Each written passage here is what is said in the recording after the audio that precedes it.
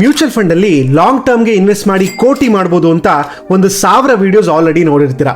ಆದ್ರೆ short term ಅಂದ್ರೆ ಕೆಲವು ವಾರ ಅಥವಾ ತಿಂಗಳಿಗೆ ಇನ್ವೆಸ್ಟ್ ಮಾಡಿ ಒಳ್ಳೆ ರಿಟರ್ನ್ಸ್ ತಗೊಬಹುದು ಅಂತ ಗೊತ್ತಾ ನಿಮಗೆ? ನೀವೇನೇ ಹೇಳಿ, ಎಷ್ಟೋ ಜನದ ಅರ್ಧದಷ್ಟು ದುಡ್ಡು ಅವ್ರ ಸೇವಿಂಗ್ಸ್ ಬ್ಯಾಂಕ್ ಅಕೌಂಟ್ ಅಲ್ಲೇ ಬಿದ್ದಿರುತ್ತೆ.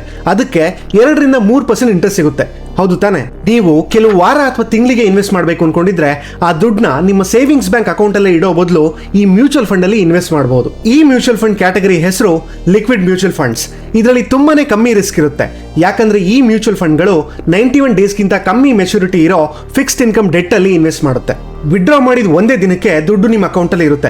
ಕೆಲವು ಫಂಡ್ಸ್ ಗಳಲ್ಲಿ ಸೇಮ್ ಡೇ ವಿಡ್ರಾವಲ್ ಆಪ್ಷನ್ ಕೂಡ ಇದೆ. ಲಿಕ್ವಿಡ್ ಫಂಡ್ಸ್ ಗಳ ರಿಟರ್ನ್ಸ್ RBI ರೆಪೋ ರೇಟ್ ಗಿಂತ 1% ಜಾಸ್ತಿ ಇರುತ್ತೆ. ಇವಾಗ RBI ರೆಪೋ ರೇಟ್ ಜಾಸ್ತಿ ಇರೋದ್ರಿಂದ ಈ ಫಂಡ್ಸ್ ಗಳು ಕೂಡ ಒಳ್ಳೆ ರಿಟರ್ನ್ಸ್ ಕೊಡ್ತಿದೆ. ಕ್ಯಾಪ್ಷನ್ ಅಲ್ಲಿ ಕಂಪ್ಲೀಟ್ ಡೀಟೇಲ್ಸ್ ಹಾಕಿದೀನಿ. ನೀವು ಲಿಕ್ವಿಡ್ ಫಂಡ್ಸ್ ಅಲ್ಲಿ ಇನ್ವೆಸ್ಟ್ ಮಾಡಬೇಕು ಅನ್ಕೊಂಡಿದ್ರೆ ಎಸ್ ಅಂತ ಕಮೆಂಟ್ ಮಾಡಿ. ನೆಕ್ಸ್ಟ್ ವಿಡಿಯೋದಲ್ಲಿ ಬೆಸ್ಟ್ ಲಿಕ್ವಿಡ್ ಫಂಡ್ಸ್ ಗಳು ಯಾವುದು ಅಂತ ಹೇಳ್ತೀನಿ.